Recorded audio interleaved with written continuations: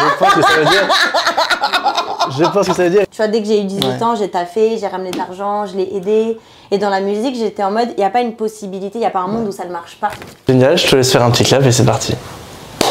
Super. Est-ce que tu peux me dire où est-ce qu'on est? Où est-ce qu'on est? On est chez Warner, dans mon label, qui est mon label depuis le tout début, d'ailleurs. Ah oui? Ouais, les premiers qui m'ont signé. Donc du coup, c'était en quelle année? J'avais 18 ans.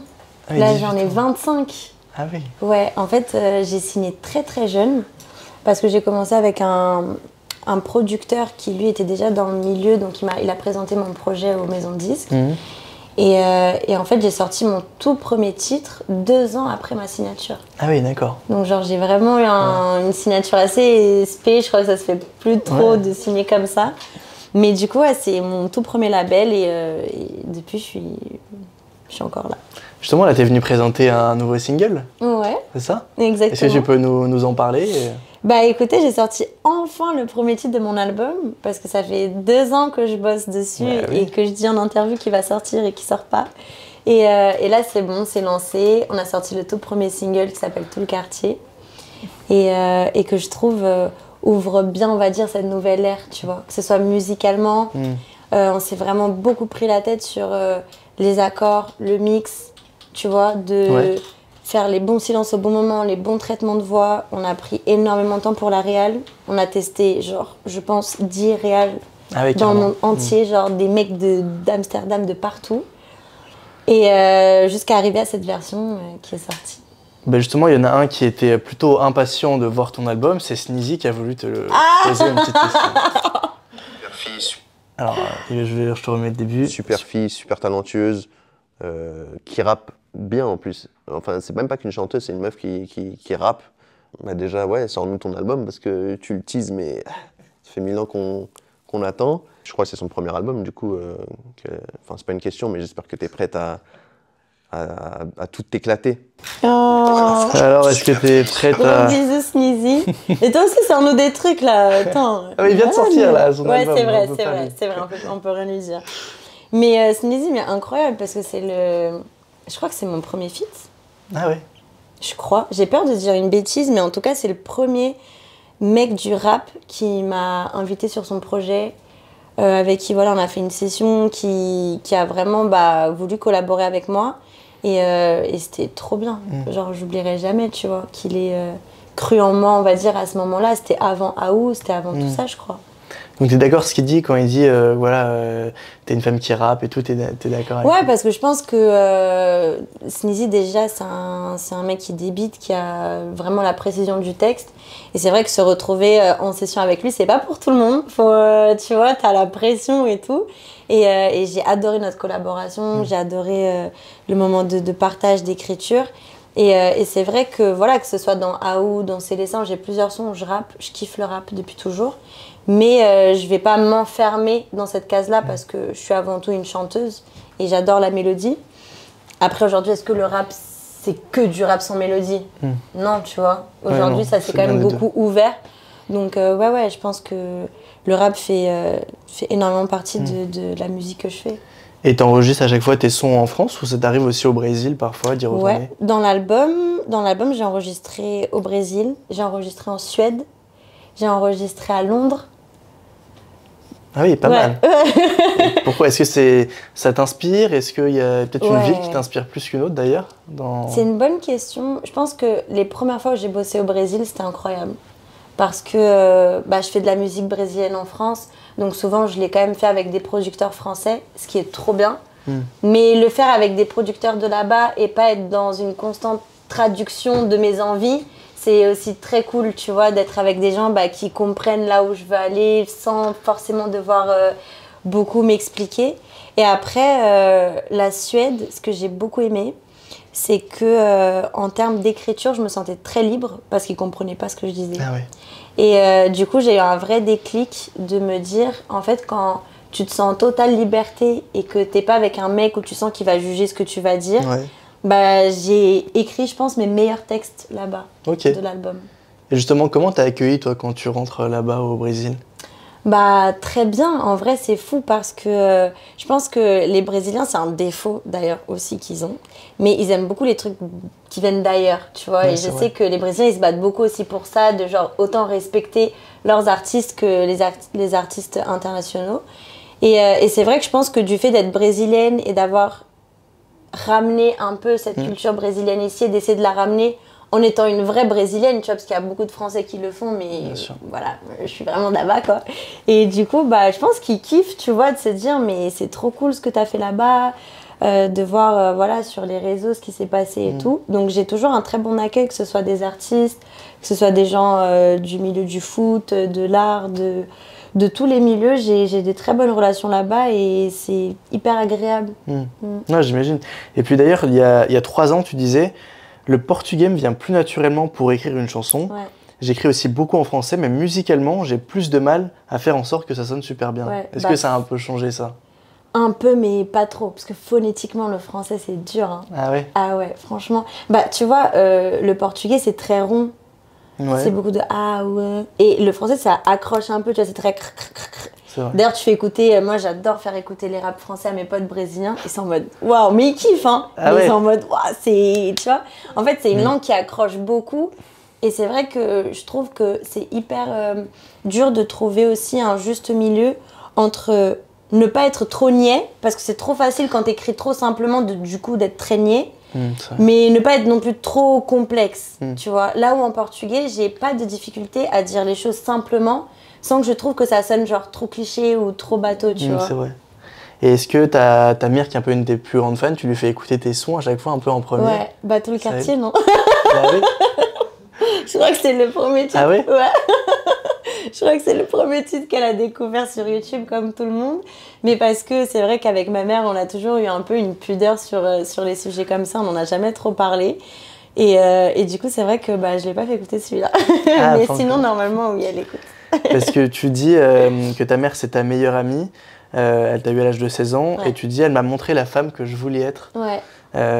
Ta mère, c'est toujours un peu ton modèle, quelque part? Ouais, bah toujours. Hein. Je pense que ça le sera toujours. C'est, bah, comme je disais tout à l'heure, c'est la première personne déjà avec qui j'ai eu un vrai contact. Moi, j'ai pas eu mon père présent, donc c'était vraiment elle et moi. Le fait aussi qu'on soit partis au Portugal puis en France, bah, t'es éloigné de tes grands-parents, tes cousins, t'es vraiment... voilà, c'était elle et moi dans toutes Ouais, les bien étapes, sûr. dans toutes les épreuves. Du fait aussi qu'elle soit très jeune, bah, je l'ai vue grandir, tu vois. Ouais, Je l'ai c'est vue à 20 ans, 25 ans, 30 ans. Et du coup, bah, je trouve qu'on a une relation qui est très très belle. Et ce qui m'a beaucoup inspirée, c'est de voir sa force aussi, Ouais. de s'être toujours battue. Voilà, ma mère, je l'ai toujours vue avoir 4 jobs, tu vois, se démerder à fond. Et ça, c'est ce qui m'a le plus inspirée, de voir sa force. Et je me suis dit, en fait, je peux pas ne pas l'aider en grandissant. Je peux pas ne pas, tu vois, genre, lui rendre tout ce qu'elle a sacrifié pour moi. Et ça m'a beaucoup aidé aussi, je pense, à me mettre la pression. Tu vois, dès que j'ai eu 18 ans, j'ai taffé, j'ai ramené de l'argent, je l'ai aidé. Et dans la musique, j'étais en mode, il n'y a pas une possibilité, il n'y a pas un monde où ça ne marche pas. Parce que j'en ai besoin que ça marche, tu vois. Ok. Genre, j'ai pas le choix, en fait. Et du coup, ça a totalement changé ma façon de faire de la musique, tu vois. Et je trouve que c'est hyper important aussi, les trucs comme ça, parce que, tu vois, je trouve que les gens, ils jugent beaucoup aussi les artistes, la musicalité, leur choix, mais sans forcément voir leur réalité, leur vécu, tu vois. Et j'ai fait face à beaucoup, des fois, des critiques, des jugements où j'étais en mode, ouais, mais moi, j'ai pas, genre, le choix, je dois faire, tu vois. Genre, je peux pas faire juste de la musique conceptuelle, kiffer, me payer plein de sessions studio, faire des clips hyper bizarres, investir et tout, et tu vois. Genre, je peux pas. Non. Gros, fallait que je ramène l'argent, tu vois. Donc, j'avais vraiment un truc de c'est la vraie vie. C'est le travail. Et je pense que quand t'es comme ça, bah forcément, tu fais d'autres choix. Tu vois, genre, bah, tu penses à oui, être mainstream, tu penses à oui, bah, faire des pubs, tu penses à. Sans travestir ma musique, parce que Bien je sûr. trouve que je suis toujours restée hyper fidèle à ce que j'aime faire. Mais c'est pas la même chose que, genre, je sais pas, une Willow Smith, tu vois, qui peut vraiment faire du jazz et kiffer tranquille. Ouais, quoi, bien sûr. tu vois. Mais donc, tu as parlé un peu des critiques que tu as pu recevoir. Est-ce que tu as déjà eu peut-être une remise en question en tant qu'artiste? Tout le temps. Ah ouais? Tout le temps. Bah déjà, au début, je mélangeais beaucoup plus le portugais et le français dans mes premiers sons. Genre vraiment, des fois, je faisais des phrases, un mot en portugais, un mot en français. Puis après, j'ai eu ma première scène en France, mon premier festival. Et j'ai vu que même les fans, bah, ils pouvaient pas chanter les chansons, tu vois, parce que c'était du portugais. Et ça a été ma première grosse remise en question de me dire, bah, peut-être que vu que je suis dans le marché français et que c'est un marché qui consomme beaucoup la musique française, bah, j'ai peut-être essayé d'abord de faire des textes vraiment plus en français. Parce que j'ai envie que les gens ils me comprennent, j'ai envie que quand je suis sur scène, les gens ils puissent genre chanter avec moi, j'ai envie que mes potes ils captent. Et ça a été ma plus grosse remise en question et ça m'est venu du contact avec le public. Ouais. Bah justement, ce contact avec le public, il est très fort. Je te propose de passer à la question d'un abonné qui a voulu te poser une petite question. Bianca, j'espère que tu vas bien. Je suis un très très grand fan. Très beau gosse. J'ai assisté à différents festivals où tu étais présente sur tes 2-3 derniers tours, donc ça me fait énormément plaisir d'avoir ce privilège de te poser une question aujourd'hui. Voilà, j'aimerais savoir, si tu peux nous le dire, est-ce que, voilà, la question qu'on se pose un peu tous, est-ce que par hasard, il y aurait un petit Bianco costaud? Est-ce qu'il y aurait un Bianco costaud? Donc, ça veut dire quoi? je pense que ça veut dire... Je pense que ça veut dire est-ce que tu as un copain, à mon avis. C'est ce qu'il veut faire comprendre. C'est très mignon. Bah franchement, je parle pas de ma vie privée. Oui, c'est vrai que même le thème d'amour et tout ça, c'est pas forcément ce que tu veux mettre en avant, quoi. Bah j'aime bien les thématiques d'amour, mais ça reste large et ça reste plutôt tourné vers moi. Tu vois, genre Olé Olé, c'était très sur ma liberté, tout le quartier, c'est très sur ma vision de la sensualité. Mais j'ai jamais parlé de ma vie privée et j'aime pas du tout. Je veux pas, parce que je trouve que, en tout cas, le public a une facilité quand t'es une femme et que, par exemple, t'es en couple avec quelqu'un, combien même t'as fait toutes tes preuves, t'as une carrière, t'as tout, bah tu seras la meuf de, tu vois. Et les producteurs ne te parlent pas de la même façon, les artistes ne te parlent pas de la même façon. Le public ne te voit pas de la même façon et ça pour moi c'est inimaginable que demain je suis en train de twerker sur scène et t'as un mec qui va dire ouais mais ton mec c'est mort donc je comprends. Franchement et dans tous les cas si je peux dire un truc un peu de perso c'est que moi j'ai une vision très libre de l'amour et je pense que pour moi c'est hyper important de pouvoir passer du temps sur ma musique, passer du temps avec mes potes. Donc je suis pas forcément pour l'instant dans cette recherche de mariage, un truc très concret. Donc je suis plutôt dans une vibe très libre, très free. Mais si j'ai un mec ou pas, vous le saurez jamais. J'espère en tout cas. N'essayez même pas de savoir parce que ça sert à rien. Et petite dernière question, il a parlé là notamment qu'il allait voir sur scène. Toi t'es un peu une bête de scène, t'adores ça. Pourquoi c'est important aussi de te donner autant à fond tu vois? Bah, moi, c'est ce que je dis souvent quand j'ai fait mes premières scènes et même jusqu'à aujourd'hui. Les gens, ils me connaissent pas forcément. Il y a beaucoup de gens qui viennent parce qu'ils m'ont déjà vu sur TikTok ou d'un titre, mais qui écoutent pas forcément mes chansons. Donc, j'ai jamais eu le confort d'arriver en festival et que tout le monde chante mes sons.